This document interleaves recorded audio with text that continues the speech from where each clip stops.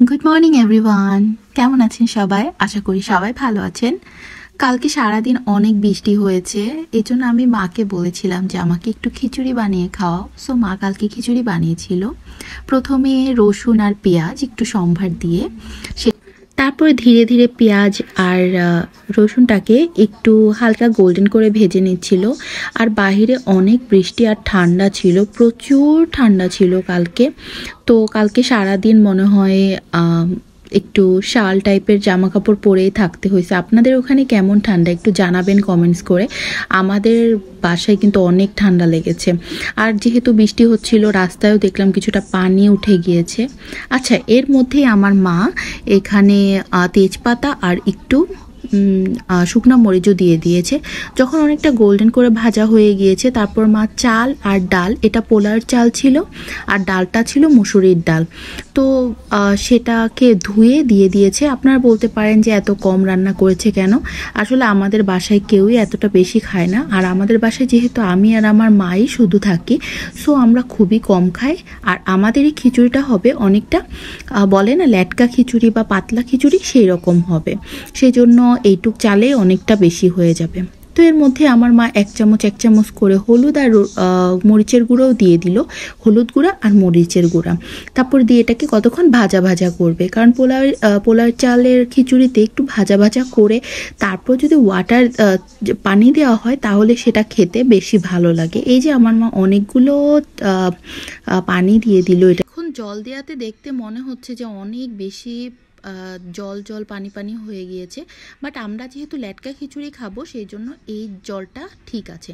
আর এর মধ্যে কালো কালো যে জিনিসটা দিল সেটা হচ্ছে একটু জিরার গুঁড়া, আর এখন দিয়ে দিল কয়েকটা কাঁচামরিচ দিলে এটা একটু ঝাল ঝাল হবে, খেতে অনেক মজা লাগবে। আপনারা ইচ্ছা করলে শুকনো মরিচ আরও বেশি করেও দিতে পারেন, বাট আমরা কাঁচামরিচের ঘ্রাণটা অনেক পছন্দ করি। আর পরিমাণ মতো লবণও দিয়ে দিল আমার মা। এরপরে আমরা ঢেকে রেখে দিয়েছিলাম।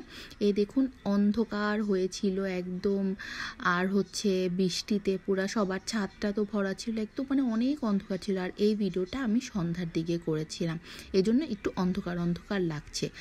প্রচুর ঠান্ডা ছিল, বারান্দায় যাওয়া যাচ্ছিল না এরকম। আর এই দেখুন আমাদের গাছগুলো সব ভিজে একদম সুন্দর একটা ঘ্রাণ হচ্ছিল এখান দিয়ে, মাটির গন্ধ।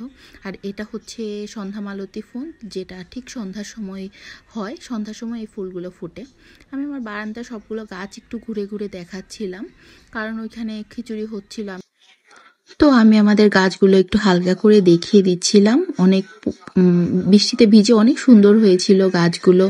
এই দেখুন আমাদের অনেকগুলো গাছ আছে, ছোট একটা বারান্দা, বাট গাছ মোটামুটি আমার মার অনেকগুলোই আছে। এটা হচ্ছে ঘাস গাছ, অনেক ঘাস হয় এখানে।